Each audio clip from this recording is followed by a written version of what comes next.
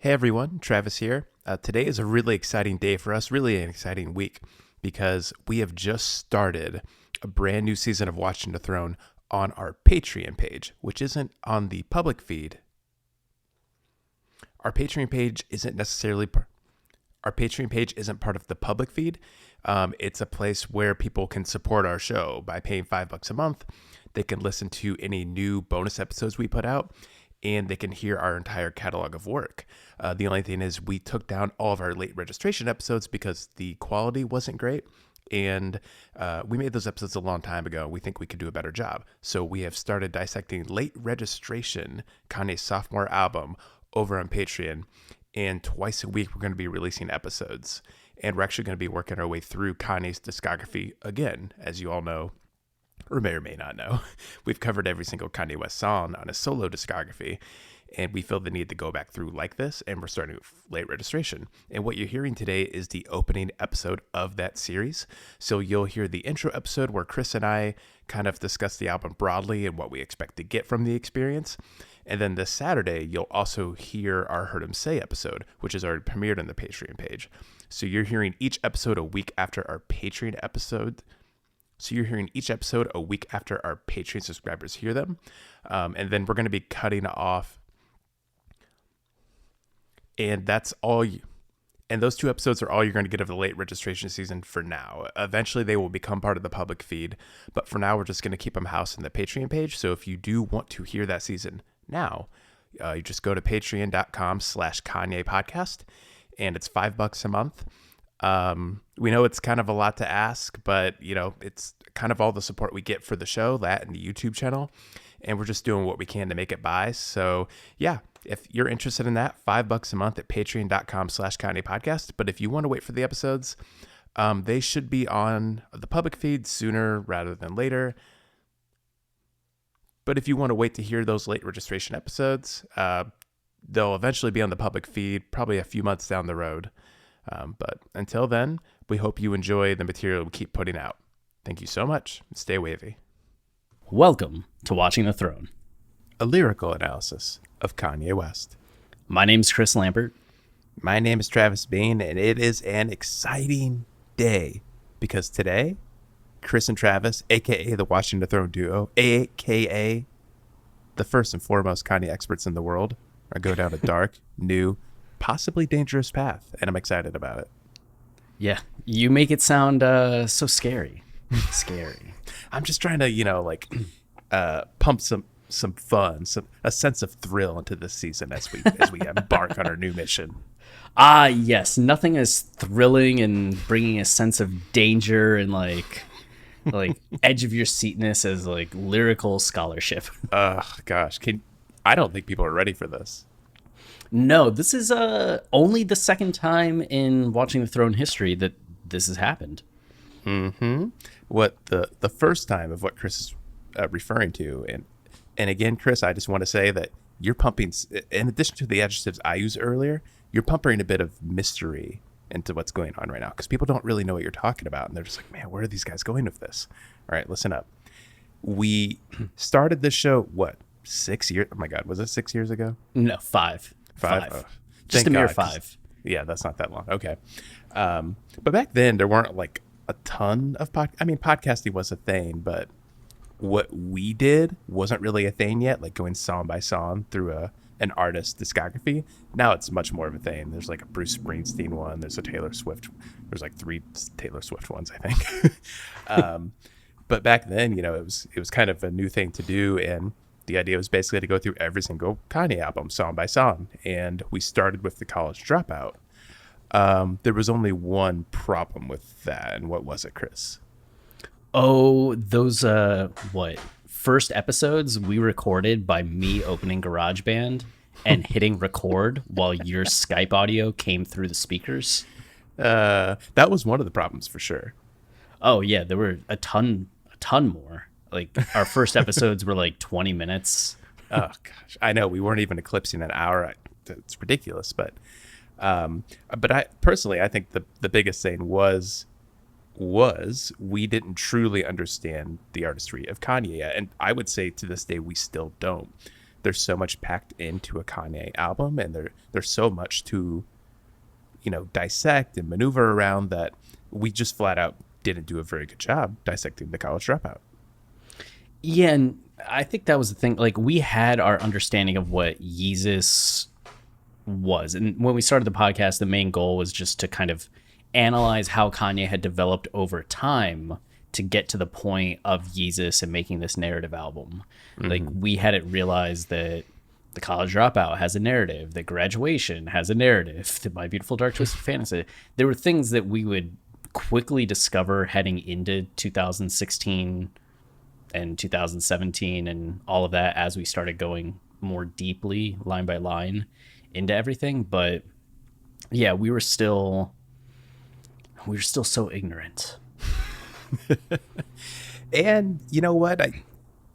It's just part of the game, I guess, because there's so many different perspectives in the Kanye. And the one we brought from the beginning was, Chris and I, we're narrative experts. Like, we wrote about movies our whole lives. Chris is a writer. He's written a couple of novels. Like, I've always delved really deep into movies and the narrative mechanics of a movie, structure, theme. Like, that has always been our bag, and we saw Kanye doing that, so that's what we mostly concentrated on with Kanye the first time through. But as we've interacted more and more with the Kanye community, as we've come more to the world, you start to realize all the different topics that a Kanye West album covers, and we can never truly understand everything Kanye is talking about his albums, and all we can do is try to empathize, relate, and understand it. And it's really helped becoming part of the hip-hop community, the Kanye fan community. And over the years, we've just learned more and more. And because of all that, we went into College Dropout with this brand new perspective. We realized what the narrative is. We were able to better relate to the themes and topics being discussed. And because of that, at the end, we came out with a much better understanding of it, and I will say a better season on the College Dropout. Yeah, from both the actual work of the analysis to even just the production elements, right? Yeah, sure. Our equipment leveled up, our structure of the seasons leveled up, or of the episodes leveled up. Your editing skills have gone to whole new all-star levels. So it's exciting to be able to return to Late Registration, because I think that was the thing. As we were going through each of the albums, we were going all first songs, all second songs, all third songs, which was cool because it allowed us to discuss multiple albums rather than waiting 3 years to get to Yeezus. But at the same time, it meant that all of those early episodes had the same sound quality issues. And then once we improved our quality, they still had the same editing issues for lack of editing, and then the same lack of the whole when it came to Kanye's discography. So being able to tackle the College Dropout again the way that we did in, 2018, 2019, was fantastic. And doing the same thing now with Late Registration, I think is going to be very fruitful. Yeah, and we plan to do it with all the albums, but we are starting with Late Registration, which I think is going to be, I'm excited to go down this path, but I'm also pretty intimidated because of all the Kanye albums that we are now going to go over. Late Registration is probably the only one I have yet to crack, in quotes. In terms of its narrative, because I'm not positive it has a traditional narrative like we come to see in a lot of Kanye albums. I think Graduation is kind of a straightforward narrative, and in some ways I think that's going to be easy. That's a stupid thing to say because it won't be easy, and we'll learn all kinds of new things, I'm sure. But I'm less intimidated by Graduation than I am by Late Registration, which we'll go over today what we think it's about and what we think the album's doing. But for the most part, I don't know. I am kind of I have no idea where this season's going to go, and I'm excited to go down this path with you, Chris, holding your hand the whole time. Of course, fingers interlocked or just pups or palms cupped. I think we've known each other long enough for our fingers are interlocked. Yeah, that's right. That's right. Every time I hear the word interlocked, I think of interlinked, and I think of Blade Runner 2049. Okay. And just that crazy scene with Ryan Gosling where he's just interlinked, interlinked, interlinked. I think most things remind you of Blade Runner, though. Yeah. A lot too. Or Knight's Tale or Fight Club. Yeah. Can Blade Runner be a defining personality trait? I would have said no until I met you. How would you describe Chris? How would He I likes describe Blade Runner. Just the two words Blade Runner. Like he is a Blade Runner? He likes Blade Runner? What's that mean? He's a replicant. I know he's a replicant. I say nothing, but my eyes shine a little shade of red. But on top of the narrative stuff for late registration, I think the other thing I'm kind of most intimidated by is Chris and I have already started discussing some of the songs, and we talked about Heard Him Say and Touch the Sky. And we're really realizing just like kind of the meat of the album, just like philosophically, like the societal issues it's dealing with, and I feel like this album is really packed with a lot of political societal commentary that we really did not get the first time around. No, not at all. Like our Heard Him Say discussion, like Laughable. yeah. And I think Touch the Sky was also pretty pathetic. So it's going to be really nice. I feel like Gold Digger was the first one on late registration that we kind of like dug into a little bit more. At that point, we had gone through like the first two songs in every track and or on every album, and coming to Gold Digger, I think we had found our footing a little better, but still. And you talked about the narrative of this album, or does it not have one at all? And I feel exactly what you're saying there, because it's one of those things where, like, generally speaking, having gone through all the albums before how we did, it was very, like, not easy, but like the graduation narrative was something that became like pretty clear to us like a few songs in, at least by the time of like I Wonder. We were like, oh, there's a narrative here, okay, let's go. Same kind of thing with My Beautiful Dark Twisted Fantasy, Yeezus, The Life of Pablo. It was pretty easy for us to see the chiastic structure on Yay and Kids See Ghosts and Jesus is King and make sense of all of that. The only two that we've never been able to like pinpoint a narrative, and because of not having that like backbone in order to kind of like put everything against, late registration and 808s are a little bit more intimidating in that way, because you know that there's maybe more going on than what you're finding, and it just leaves you a little like, all right, so how much more is there going on? Yeah. And are we taking the right approach, but it just is a different approach than on Graduation, knowing that, okay, it's a loss of innocence story. So this is him showing his innocence. This is the relationship. This is him losing it. This is the onset of ego. All of that is just feels very structured. We're having the lack of structure. You're kind of like, all right, so what are we doing this time? Yeah. And but as much as I'm intimidated by that element of late registration, like I'm also really excited by it, because over the years, I'm just going to relate it all back to movies, because again, that's really where our expertise is. Just generally storytelling, but for me specifically, it's movies. And over the years, like I've come to really appreciate filmmakers who, as their careers go along, like toy with storytelling and find new ways of doing it. And I mean, that's why we've always loved Kanye, is that he is kind of outside of most artists, because he does a pretty traditional narrative on his albums. That's not something you typically find in music. And because he replicates what's in movies, like it's kind of, to us, it's a bit revolutionary to see him doing this time in and time out. But on late registration, he did something very different from The College Dropout, which to me is a really rudimentary outline of traditional storytelling, A, B, C. You know, the character is presented with a hardship. The middle part is him trying to overcome it, but like, you know, there are flaws in the way he lives, and there are things like inhibiting him from reaching his end goal, and then he finally reaches the end goal. Like, it's pretty simple. Late registration, like you don't immediately see that in terms of the way it's laid out in A College Dropout, where like it's, you know, the ABC thing. Late registration, it feels more like A, B, A, C, D, A. And like it jumps around and moves between different time periods. And that doesn't mean it can't have the same catharsis and arc that College Dropout has. It just does it in a much different way. And because of that, like I'm really excited to delve into that, because I love when movies do that. And to me, Kanye, you know, he's such a visionary such a visual storyteller in a lot of ways that I think we're going to find it. I just don't know how we're going to find it or like in what form it's going to come out in.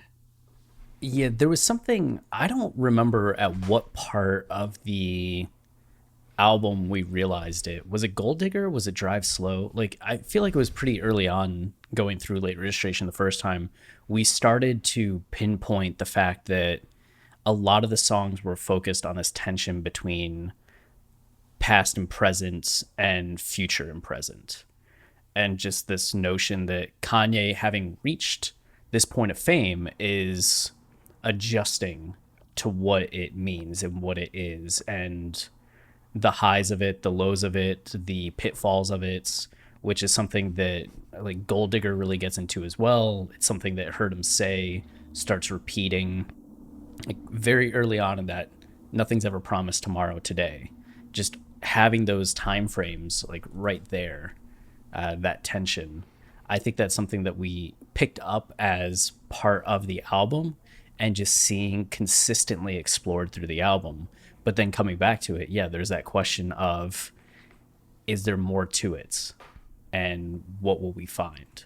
And there might not be, which is perfectly fine too, because as you said, there can still be catharsis. It's just like, I'm nearly positive 808 doesn't have any kind of narrative structure. It's just a series of vignettes, a series of situations showing kind of the various heartbreak in Kanye's life or the sad things that he's dealing with. But the last two songs ramp it up, right? And really take you to this like emotionally like breaking point of that. So while everything else was already sad, you get that escalation. And I think there's something very similar here. Like, you don't need to have that narrative to have the concept be explored and then have kind of a climactic finale. Yeah. It's gonna be, and again, I don't want to go too deep into the songs right now because this is more of an overview episode where we're just kind of talking about our theories and we're hypothesizing what we think the album's doing. But I think just on a surface level, looking at like the first and last song is always a good way to go. And I look at Heard Him Say, and it's such like a downer, pessimistic song about Kanye's place in America and really the African American experience and how nothing ever's promised tomorrow today. Like, you're not promised anything. You have to build your own life, and the whole time you're doing it, like, the world is going to be actively working against you. To end with Gone, which is Kanye kind of like rejecting fame in a way and like deciding to paint his own path. Like, you can see those two pieces, and you can theorize like how you get from point A to point B, but I don't think it's going to be in that sort of linear way again, like College Dropout did. I think, like you said, kind of like 808s did, like it's going to be a lot of vignettes, and it's going to be a lot of these looks at how I think specifically a black man builds himself up in America, especially a black man who's trying to become a worldwide celebrity. And then that whole time, all of the roadblocks in his way and all the people trying to tear him down. I really think that kind of blown up journey he's on, because he is a massive celebrity, I think a lot of people relate to that. And that's why a lot of people love Late Registration. I know it's Chance the Rapper's favorite album. And the more I listen to it and the more I kind of delve into it, like, I see those patterns, and I can see why someone would be so inspired by this and relate so heavily to something like that. Yeah, there's something, because we've talked before about everybody's talked before about the similarities in soundscape between the College Dropout and Late Registration, right? And that production wise, Late Registration feels, I don't know if more complete is the right way to phrase it, but just it builds on what the College Dropout was doing and maybe is a little bit like sonically richer. But I would say one of the big knocks in comparison between these two albums is the fact that the middle portion of the College Dropout, that second act, is representative of Kanye starting to make moves in the music industry and trying to appeal to people. So Get 'Em High, Slow Jams, New Workout Plan, Breathe In, Breathe Out are all songs where he is trying to make music for other people rather than making music for himself or making music to be popular, right? Like he Mm-hmm. wants to get people's hands in the air. He wants to sell them something so he's popular. He wants to make slow jams because that's what the girls want to dance to until it's not what they want to dance to. Mm-hmm. Like then more of that bullshit ice rap. And I think that there's something with, even as enjoyable as some of those songs are individually, like slow jams, right? Iconic Mm-hmm. Kanye song. There's still like a satire and irony and a purposeful like stepping back from the music he wants to make that I think causes like a little bit of a dip in the middle of the album Mm-hmm. where something like Late Registration, if it's not having that same narrative or even not having that same dip story wise, you're able to have maybe a bit more of a impactful journey start to finish sonically, because you don't have any of these songs that are just purely ironic or satirical or looking at Kanye like struggling in that same way. Yeah, that's one part of this journey I'm really looking forward to, because I do agree that College Dropout and Late Registration like have a lot of similarities sonically, just like on the surface. But I agree with you that it feels like a more complete like Kanye. The College Dropout is that typical freshman debut album where Kanye's been working on so many of these songs like his entire life. And this first album is meant to just kind of showcase your abilities and all this great music you've put up over the years. And typically that leads to something what people call the sophomore slump, which is like you've kind of burned yourself out, you've used all your good songs, and then you usually have like a year to write a new album and get it out. And it's usually subpar. That's typically the view anyway. Late Registration, like it almost feels the opposite. Like I know there are some holdover songs from his early days that made it onto Late Registration, like Gold Digger, but I don't know. There's something so much more confident about the production on this album, and um, going beyond like the use of samples. We've always argued that Kanye's use of samples, like every song he samples, has to do with the thematic journey going on and what he's discussing, and that continues here. But I mean, just from the two songs we've evaluated, like it feels deeper and more rich, and like Kanye got a lot more confident in himself as a producer, as a storyteller, and kind of stretched beyond like the traditional storytelling he did in College Dropout and started crafting something a lot closer, I think, to like what we see today. A lot of the way he strings together these samples and these really elaborate, complex statements he's making on each song. Yeah, I mean, even the prep that we've done for just Heard Him Say and Touch the Sky, there was, I don't know, just an impressive density to those Mm-hmm. songs and just a pointedness and a purposefulness to the samples, to just the lyrical content that I was like, okay, Yeah. like, yeah, don't It's go like overlooking these.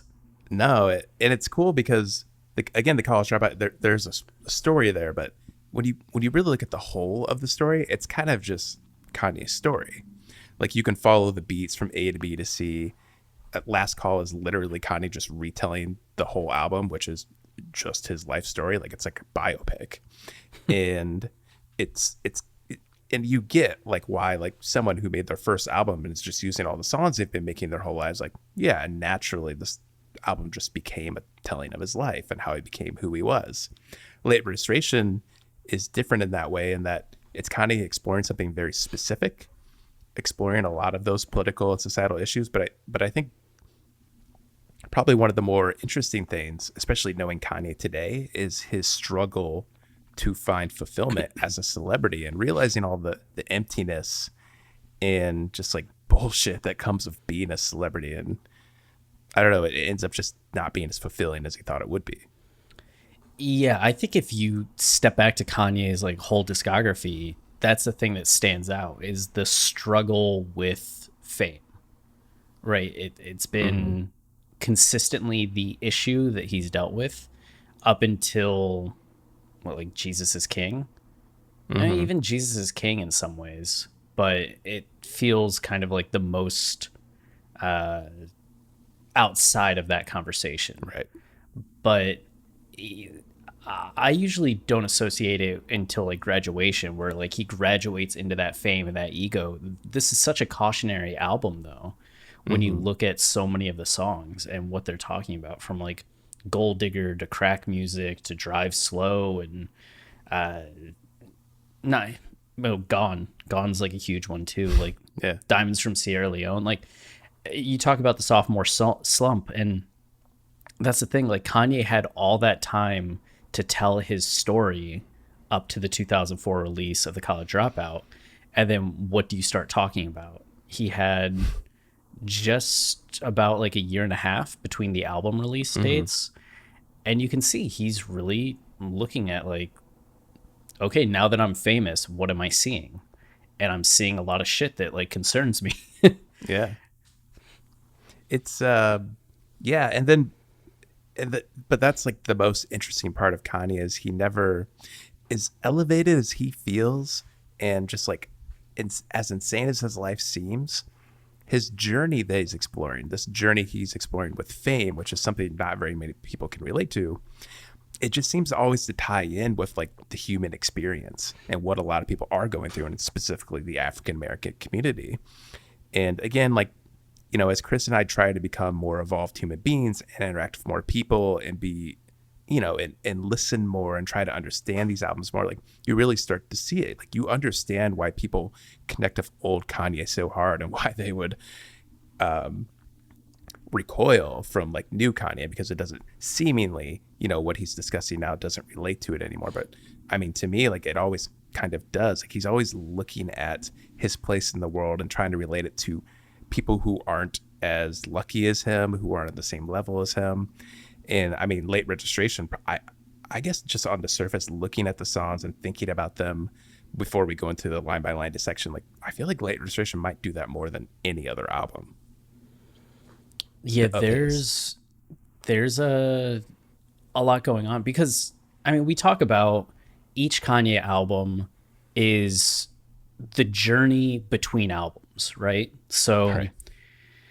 a lot of the content here is things that happen after the College Dropout releases, and just the feelings Kanye's having, the experiences that he's having. Graduation then does the same thing. Like he's not just going back to the same stuff that he used to. He might reference it at points, but he's like progressing in his journey. So there's more of a distance from Chicago. Like literally on the album, there's talks about like the growing distance from Chicago. And then the Mm-hmm. same thing with 808s, the same thing with My Beautiful Dark Twisted Fantasy. Album after album, Kanye's getting more into exploring the superstardom and the fame and all of that entails at the level that he's at, that's each time more distant than where he was on College Dropout and Late Registration. And having made College Dropout, it seemed like he was able to refine a lot of the statements that he wanted to make and have even a deeper perspective on them, from just the success of the College Dropout and the sharpness of that juxtaposition between where he just was 5 years ago and where he is now, and kind of how shocking that still was Mm-hmm. before he becomes used to it, Yeah. and so stops talking about the more everyday experiences that he had that everybody else can really relate to. But he's still, like, I would say that there's still a lot that we're seeing, even in like the initial overview that we were doing for Heard Him Say and Touch the Sky, or like prep that we were doing for that relates to where Kanye is at now. And still some of the things that he said, they're like Oh, totally. topics that he's continued talking about. It's just a difference in how he's talking about them because of the changes in his life. Totally. I mean, as much as Kanye was pretty popular when College Dropout released, it's still like last call is still Kanye. Like he isn't quite super popular yet. He wrote that song before the College Dropout even released, before everyone started praising it. He just kind of predicted that he would become world famous, which he did. Good job, Kanye. But this Late Registration, like he really is like uber famous. Like everyone knows him, and College Dropout, won Grammys and shit. Like this guy is is just primed for stardom, and you can hear it in his music. Like when you're that famous, Heard 'Em Say hits different. Touch the Sky hits different. Like he really is touching the sky. And the way he's relating Heard 'Em Say and Touch the Sky, I mean, just from our initial observations, like it's kind of crazy the level Kanye was on with this kind of storytelling. I feel like we've unpacked so much from just 2 songs, and it's kind of scary whatever we're going to uncover moving forward. Yeah. Are we going to discover something from Gold Digger that's groundbreaking? I'm excited about Gold Digger because, like, as you said, that was the first song where we like unlocked a piece of Kanye's storytelling, and I do think he started to do really interesting things like he did on Gold Digger more often. And so from storytelling to like really pushing himself as a producer, I think like Addiction and Crack Music are like new territory for him sonically. Like there's just so much on this album that is so different from The College Dropout, and a clear sign that Kanye is really pushing himself artistically like that early. Yeah, like he was going for it, and it's still so visually rich as an album, right? That's the thing that people talk about, like, oh, Kanye's used writers or Kanye has people that help him, blah blah blah. But even going back to like the earliest albums, and we have gone through Kanye lines like so much. I think if there was really like maybe it's like about to hoist myself on my own petard kind of thing, but the idea that we're still seeing like a coherence or a consistency between voice and style and the techniques that he uses, from just the narrative building to the imagery driven lyrics, it really stands out on this album. But I think that's the thing, it continues until all the future albums, which even though people will sometimes debate like, oh, is Kanye writing like blah blah blah blah blah, yeah, he's clearly like talented and has these skills that he's showing off in later albums, even here early on. And that's one of the reasons that has made his work, I think, so strong, is just how visually and narratively rich it is, where you listen to a song like Roses and it's so story driven. You listen to Drive Slow and you're brought right back into his childhood in Chicago. Like, Hey Mama, you're kneeling on the floor with them. Like, I don't know, man. Yeah. Oh man. Hey Mama. Are we ready for that? I think so. I mean, that was one that is more recent for us going through. So I think we'll be good. I mean, emotionally. Never. I've never cried on air, but I might that day. Have I cried on air? I'm sure that I have. Well, yeah, you really get emotional about A Knight's Tale whenever you talk about it. Yo, but I do. Like when the blind dad like looks up and he's like, Ulrich, I hear that name chanted for the stadium. And then Heath Ledger's like, I like did this, and then the dad realizes that it is his son, and I'm starting to cry now, and he's like, and did he follow his footsteps? And reaches out his hand, and then they hug, and You know what? I don't even need to watch the movie again. If you could just describe it to me, that'd be great. Yeah. Who's the guy with the piercing eyes? Yeah, what's that guy's name? I just know what movies he's in, but I can never remember his name. What movies are he in? Well, I know What movies are he in? What movie are he in? I just know he's in Paris Tim, which is a movie nobody knows. He talks to the ghost of Oscar Wilde. So that's how I always remember him. Rufus Sewell. Yes, or that's Sewell. right. Yes. Yeah, he was such a good bad guy in that. Oh, yeah. He reminds me of Joaquin Phoenix in Gladiator. Oh, yeah. He was also like the lead guy in Dark City, or one of the lead characters in Dark City. Glad we stayed on track with this. Oh, you got to love him in The Holiday. Okay, so I've cried on air. Oh, The Holiday. Yeah, that's good. I like The Holiday. Oh, yeah. I love The Holiday. I really do love that movie. You son of a bitch, always got to one-up me. That's a sign of you getting old, by the way, when you like The Holiday. I liked it when I saw it in theaters in college. Like, yeah, but you're an old soul. That's true. I was always the kid at like sleepovers that would be like, I want to talk to the parents. I thought you were gonna say I was always a kid at the sleepovers that would say, "Let's watch The Holiday."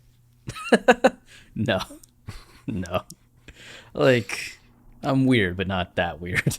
Everyone wanted to watch like anime and action movies, and you just wanted to watch Nancy Meyer films. Now, I remember wanting to watch anime at my friend's place, and he wanted nothing to do with it. And I was really pissed because it was like Goku and Vegeta had just had the beam struggle, and like what was going to happen next. My only exposure to anime was Dragon Ball Z as a kid, so I'm right there with you. Nice. All right, so late registration. Yep. It's feeling like old times. I think the thing, like my biggest question mark right now is the skits and the placement of the skits and what will make of the skits. Like, is it something where we're going to find that, you know, each skit sections off part of the album? So Wake Up Mr. West, A Gold Digger kind of has one kind of continuity to it. Drive Slow Through Bring Me Down is another kind of section. The same way that we kind of had Act 1, Act 2, and Act 3 on The College Dropout. Are we going to see something similar here? Or are the skits just kind of randomly placed? Because when you get to the latter portion of the album, like between skit 1 and skit 2, you have 2, 3, 4, 5 songs. And then between skit 2 and 3, you have Diamonds from Sierra Leone and We Major, and then Hey Mama and Celebration, and then it's just gone. Yeah, I guess if you're purely looking at it like on a narrative structural level, like if we're questioning like, did Kanye have like a purpose for this? Was it part of the narrative? Like maybe not. It could have been more like the skits always strike me as more of like kind of that kind of rudimentary storytelling like he was doing on The College Dropout, which it's a kind of an obvious way to break up an album. But at the same time, when I think about the skits, it just reminds me of all the kinds of stuff Kanye still talks about, like kind of like the group think and how you have to like live your life this certain way to be part of this fraternity. And if you don't, like you're outside of it, we'll call you out. Like that's a prevalent theme on this album and all of Kanye's discography. And so even if the skits don't have any sort of like deeper narrative meaning in terms of structure, like they seem to play into the kinds of things Kanye always seems to talk about. Yeah. Yeah, they're definitely like relevant. And just the idea that like it's broke fight broke, right? And like these are broke guys that got together to do broke things and live a broke life. And at the end, they're like, Kanye, you're not broke. Like, get out of here. It's cool because it's just emblematic then in that little way of like, yeah, Kanye has transitioned out from the group that he used to be a part of, which makes me think of Graduation in a way. So it seems like that was kind of on his mind in some ways, like being like growing out of the groups that he had been a part of, whether that's like broke fight broke in quotes and what that means to him versus just Chicago as we see on Graduation. Yeah. So yeah, I'm excited for all that. Again, going into this album, this always happens. Like, I think I know what the album's about, and I think like I can confidently explore it. But as what happens every single time, like there's always a sample I don't know about, an interpolation I don't know about. Kanye's always evolving and growing, and each successive album tells us more and more about his past albums. Like, I think there's just going to be a ton to unpack here. Yeah, very, very much so. And I guess the big thing that we missed too, like it was a while into each album before we realized the importance of the sample. And as you were saying earlier, just that the samples almost always have some kind of meaning that ties to what is happening in the song. I would say that like 99% of the time from what we've seen, there is a connection between them. So just the fact that we didn't do that for like half of this album the first time is like, I'm excited to go back through because that's still like a part of the album that is unexplored for us.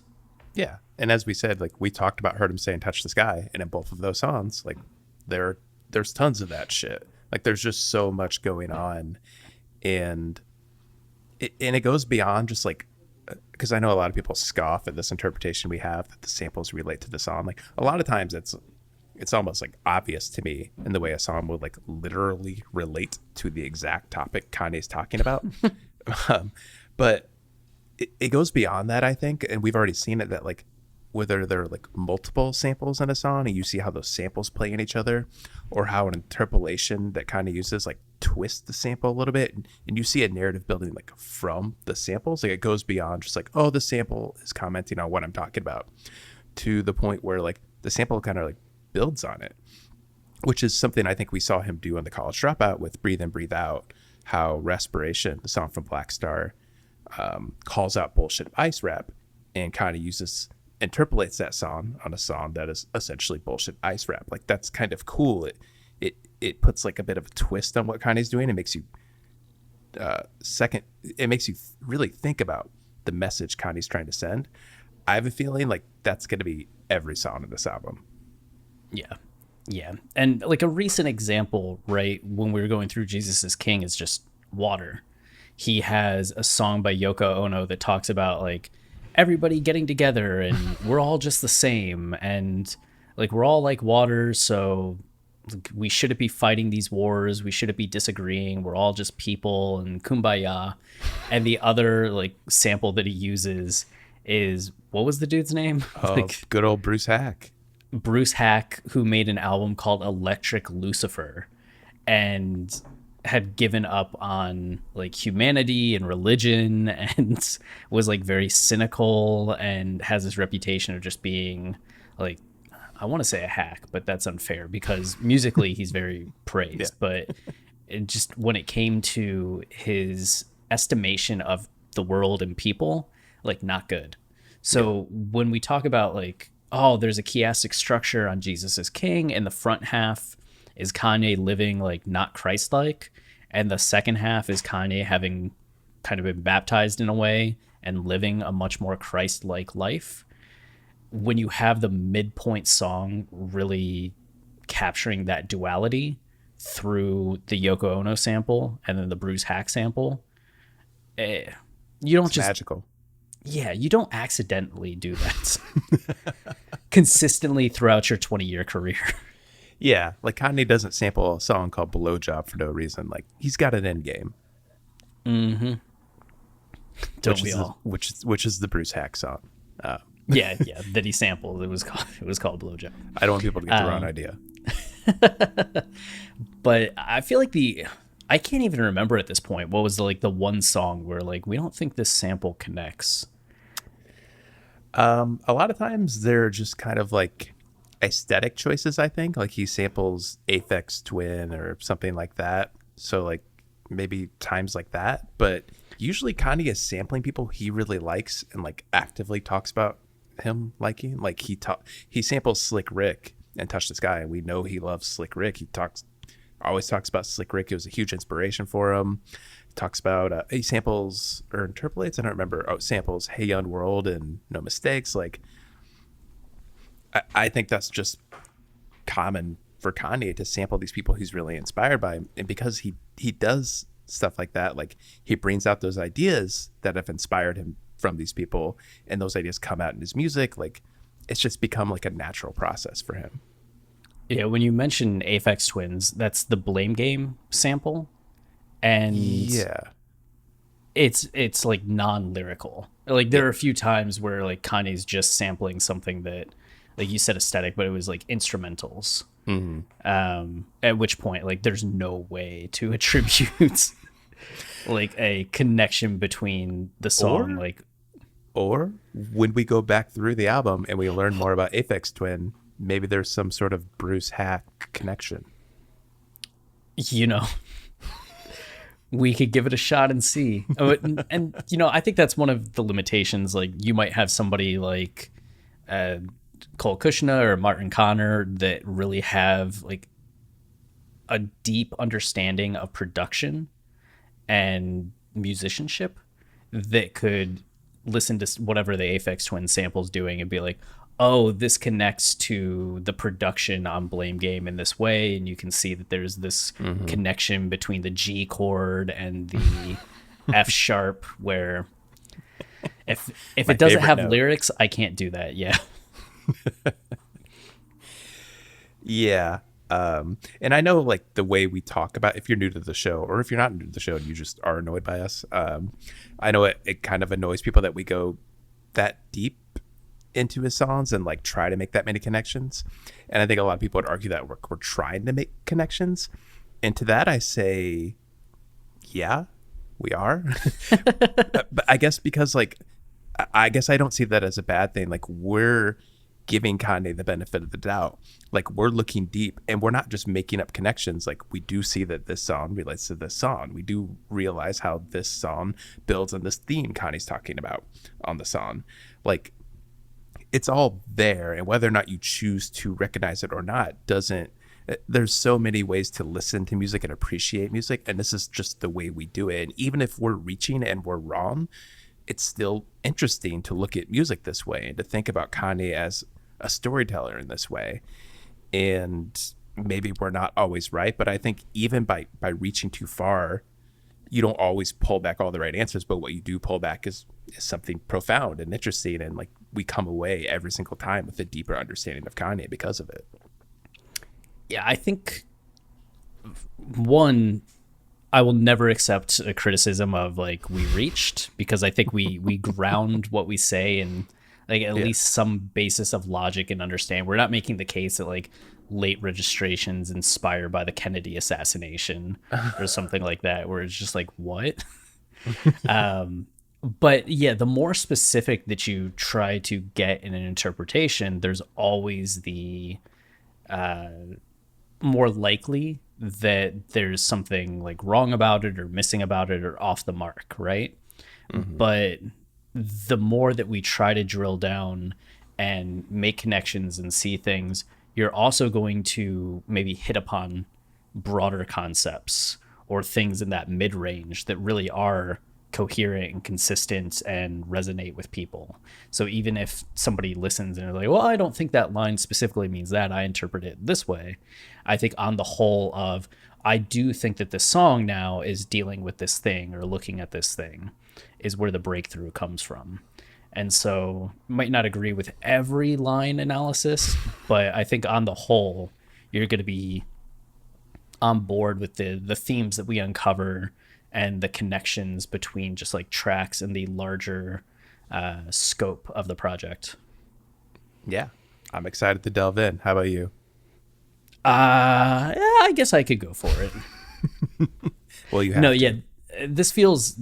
the College Dropout felt really good to get right, and I'm very excited to do the same for late registration. Hell yeah. And we're going to start immediately, right? I mean, if you're a Patreon subscriber, you're going to hear these episodes pretty quickly. If you're hearing this on our public feed, we recorded this months earlier. I don't even know how much earlier, but we're going to be going through these songs like really quickly and recording these at like a mad clip. So I'm ready to jump right in and get it started. Yeah, 2 a week. So Patreon subscribers, you're going to feast. And if you are hearing this on the public feed, then you can go to Patreon probably right now, and we'll either be in the middle of Graduation, 808s, My Beautiful Dark Twisted Fantasy, Yeezus, or The Life of Pablo. So there are 5 albums to go. So unless you're listening to this in the year like 2023, like there's new content on the Patreon and you should subscribe to it. $5 a month. Yeah. And I think that's all for today, right? Yeah, that essentially does it. I guess to document, what would you say is for people that haven't heard the archive, or what was it, the recap episodes, or? Oh, sure. The retrospectives. The retrospective episodes. What was your favorite song like before this, or current favorite song in late registration? My absolute favorite song on late registration is Diamonds from Sierra Leone, the remix. Okay. And mine is Gold Digger. And then that leads to just one last question is, which song are you most excited to analyze? You know what? legitimately, I'm most excited to analyze the song that I think you and I have long called Kanye's worst song, which is Celebration. Because as we talk more and more about this this move between past and present that keeps happening on the album, Celebration is like maybe the only song where Kanye's looking to the future and thinking about having kids, and just thinking about, I guess, Kanye today. You know, he is a father now and has a wife and leads a different kind of life. I feel like we're going to get some sort of insight into Kanye if that song that we didn't have before, and I think I'll be less harsh on it. I mean, we talked about that song in 2018. So, or was it 2019? Like, Yeah, it was. You're right. It was a little more recent, but I also, I don't know. I think I'm gonna come away with a better understanding of the album as a whole here, and that I just will hopefully get a different perspective on it. Either that, or I just feel the same way I already do. so a win-win, a win-win. Yeah. I'm most excited to talk about crack music. Yeah, that one to me, like looking at the album track list, like that to me is the first song where that sounded different. Like that didn't. I mean, not that all these songs sound like College Dropout, but like there are elements that are similar. I think crack music truly sounds like its own thing. And it's just like such a Drive Slow always like weirdly reminds me of Spaceship. Yeah. Yeah, I don't know why, but there's just something about crack music that feels like, I don't know, all falls down and we don't care, and heard him say, but without like the pleasantries. Mm-hmm. And that's like pretty fascinating to me, just because I feel like it's probably a song Kanye wanted to make on College Dropout, but also was like, I don't know, just not in that same position. So he says like similar things, but then when it comes to like this album, he's just like, nope, you know what? I'm gonna like criticize all of you. Yeah. Yeah, that's the other thing I'm really excited about. It's just like the attitude Kanye has in this album. You could see it's like it's kind of laying the seeds for what Graduation would be, where he really looks at like the hellish, darker, less fulfilling aspects of celebrity. Here he's more just kind of like musing on it and just getting used to it. And because of that, he's like, I don't know. It's one thing on Graduation where like he's kind of telling a story through, and he's like painting a narrative journey through a character. Where in Late Registration, to me, a lot of it is just like him reacting to these things and being like, God, this is bullshit. Yeah. Like there's, how do I want to phrase this? There's something very like narrative and cinematic about the loss of innocence and lack of illusion and like eyes wide openness that Kanye has on the albums that follow Late Registration. There's something very like manufacturer is not the right word for it, but like just much more honest to me about the bitterness here, because it's not bitterness filtered through the cinematic aspects of the album or the fictional narrative aspects of the album, right? There's just something here that, as you're saying, it's much more of just this genuine first reaction. Like, this is really it. Like, this is what this nurse is doing. This is what our industry is. This is like the struggle that I'm having with like buying a chain with these diamonds. Like, it's almost like journal entries. Yeah, right? Like versus the actual like book that somebody writes where you're just like, you know, not Stephen King. Like if you hear Steven Spielberg talk about like the Holocaust, it's a different experience to watching Schindler's List and how he filters his emotions through like the act of making art versus just like how he would speak to a crowd about it.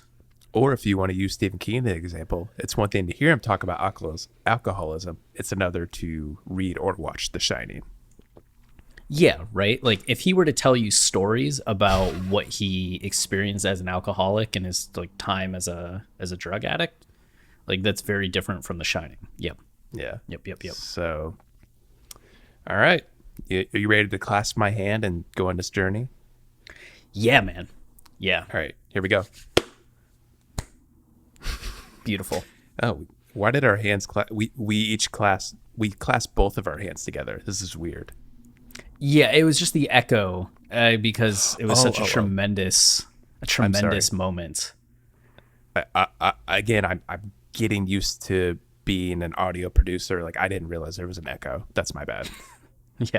Yeah. Not me just clapping for no reason. Nope. Not I.